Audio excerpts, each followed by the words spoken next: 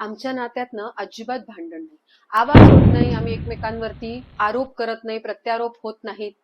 पण शांतता मात्र खूप असते. आम्हाला सांगायचं खूप असतं, पण आम्ही सांगू शकत नाही. भावना खूप तीव्र असतात, पण बोलता येत नाही. भांडण नाहीये, पण दुरावा मात्र व्हायला लागलाय. आणि हा शांत दुरावा आहे. ही ही जी सगळी परिस्थिती आहे ना, यामध्ये शांतता आहे, भांडण नाहीये.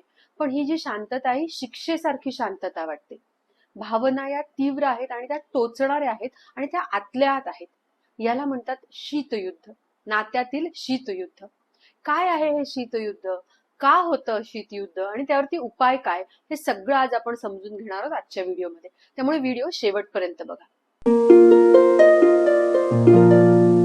नात्यामध्ये बऱ्याचदा आपल्याला असं दिसतं की भांडणं होत आहेत, वादविवाद होत आहेत, काही वेळेला खूप जास्त आवाज होतात, तर काही वेळेला आपण शांत असतो, काही वेळेला समोरच्याचं ऐकून घेतो, बोलत नाही फार. कधी कधी शांतता इतकी जास्त होते की ती आत टोचायला लागते. आपल्या मनामध्ये भावना असतात, तीव्र भावना असतात, राग असतो जो आपल्याला आत टोचत असतो, पण आपण बोलत नाही, आपण काही व्यक्त करत नाही. याला म्हणतात शीतयुद्ध. का होतं हे शीतयुद्ध? का नाही आपण बोलत? म्हणजे भांडण करायला पाहिजे असं नाहीये, पण बोलून पण गोष्टी सॉर्ट होऊ शकतात. मग ही शांतता का निर्माण होते? अनेक कारण आहेत. सगळ्यात पहिलं कारण जे आहे ना, ते म्हणजे आपल्याला संघर्ष नको असतो. नको, वाद नको, शांत बसू, बोलण्यापेक्षा ना शांत बसूया. आणि असं शांत बसत बसत बसत काय होतं की तो तो जो त्रास आहे, तो जो राग आहे, तो साठत जातो. आणि ते साठल्यानंतर दुसरं दुसरं जे कारण आपल्याला दिसतं की आपल्याला हर्टची फिलिंग असते, दुखावल्या गेल्याची भावना असते. आणि मग आपण दरवेळेला दुखावलं जातो, मग कशाला बोलायचं, मग बोलतच नाही. पण यातनं संवाद मात्र होत नाही. जो नवरा बायकोंमध्ये किंवा एकूणच नात्यामध्ये जो संवाद अपेक्षित आहे ना, तो बंद होऊन जातो. आणि तिसरं आणि महत्वाचं अजून एक जे कारण आहे ते आहे इगो.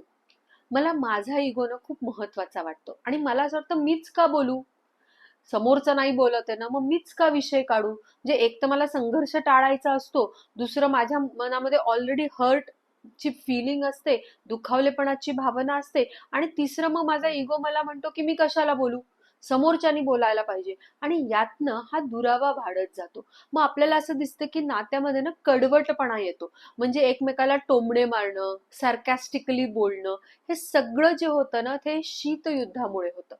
मग यावरती काही उपाय करता येतील का? नक्कीच करता येतात. सगळ्यात पहिले आपण शीतयुद्धात आहोत हे एकदा मला समजलं की मग आपण पुढचे उपाय करूया.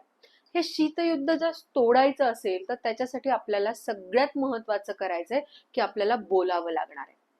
पण बोलायचं केव्हा आणि कसं, यावरती हे शीतयुद्ध थांबणार आहे का अजून त्याचा भडका होणार आहे हे ठरतं. त्यामुळे जेव्हा आपण सगळ्यात पहिले ठरवतो की आपल्याला बोलायचं आहे, तर त्यासाठी सगळ्यात पहिले आपल्याला जे करायचं आहे तर एक वेळ राखून ठेवा. मी आज थकली आहे, मला भूक लागली, मी ऑलरेडी वैतागली आहे, अशा वेळेला मला बोलायचं नाहीये. समोरचा आपला जो पार्टनर आहे त्यालाही आपण विचारू त्याची मनस्थिती कशी आहे. त्याची किंवा तिची मनस्थिती जर आज चांगली नसेल तर आपण तो विषय काढायला नकोय. इतके दिवस आपण शांत बसलोय, अजून एक दिवस शांत बसूया. त्यामुळे एक वेळ ठरवा, एक वेळ निवडा. ही वेळ निवडल्यानंतर दोघांनी पण ठरवायचंय की जेव्हा समोरचा बोलणार आहे तेव्हा मी फक्त ऐकणार आहे. मला उत्तर काय द्यायचं ह्याचा मी विचार करणार नाहीये. समोरचा काय सांगतो आहे हे मी ऐकणार आहे. आपण मागे पण बघितलंय की ऐकत असताना आपण त्याला रिफ्रेमिंग करूया की तुम्हाला असं म्हणायचंय का, तुला असं म्हणायचं आहे का.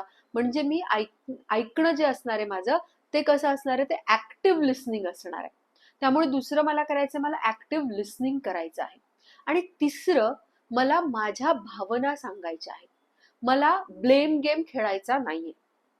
समोरचा कसा चुकतो आहे हे सांगण्यापेक्षा मला माझ्या भावना किंवा मला कसा त्रास होतोय, माझ्या भावना कशा दुखावल्या जात आहेत हे मला सांगायचंय. म्हणजे साधं उदाहरण आपण बघूया की माझा नवरा किंवा माझी बायको जी आहे ती मी जे सांगते त्याच्याकडे लक्ष देत नाही किंवा ते ऐकतच नाहीये.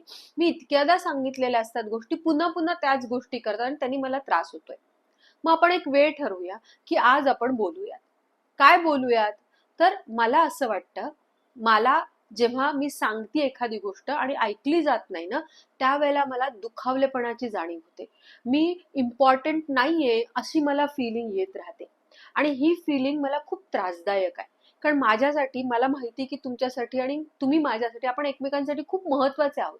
असं असताना पण ही फिलिंग येते, याचा मग मला त्रास व्हायला लागतो आणि मग मी तुमच्यापासून किंवा तुझ्यापासून मग मी लांब जायला लागते आणि असं नकोय मला नातं. असं जेव्हा आपण सांगतो आहे, समोरचा कदाचित इतकं सॉफ्टली होणार नाही सुरुवातीला, पण आपण सुरुवात करूया, प्रयत्न करूया. म्हणजे दोन टोकं आहेत, खूप बोलायचं आणि भांडण करायचं किंवा बोलायचंच नाही, असे दोन्ही टोक आपल्याला गाठायचे नाहीये. आपल्याला या दोन्ही मधला सुवर्ण मध्य साधायचा आहे. तुमच्या नात्यात जर का असं शीतयुद्ध चालू असेल, तर आजच एक पाऊल उचला. एक स्माइल करा, एक मेसेज करा, एक टच करा.